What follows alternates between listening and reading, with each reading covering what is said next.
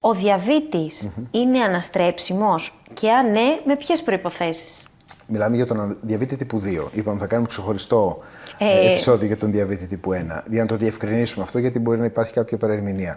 Λοιπόν, ο διαβήτης τύπου 2 είναι μια εξελισσόμενη κατάσταση που ξεκινάει σαν ήπιος διαβήτης, συνέπεια του διαστήματος του προδιαβήτη, που είναι η αντίσταση στην ινσουλίνη. Άρα, αντίσταση στην ινσουλίνη, προδιαβήτης, εξουθένωση του κυτάρου, διαβήτης.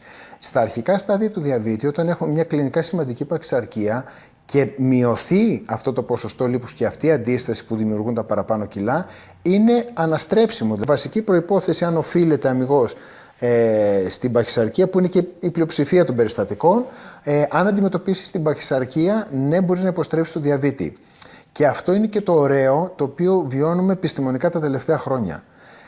Πλέον, όλες οι φαρμακευτικές εταιρείες, το pipeline των εταιρειών, ο φαρμακευτικός σχεδιασμός των εταιρειών στοχεύει στο λιπώδες ύπαρ, αντίσταση στην ινσουλίνη, στοχεύει στην παχυσαρκία. Δηλαδή, είναι μια γενεσιουργός αιτία που συνέπεια αυτού είναι ο σαχαρώδης διαβήτης. Άρα, αντί να φτιάξει ένα φάρμακο για το διαβήτη, είναι καλύτερο να φτιάξει ένα φάρμακο που αντιμετωπίζει το αίτιο που σε οδηγεί στο διαβήτη και σε άλλες μεταβολικές διαταραχές.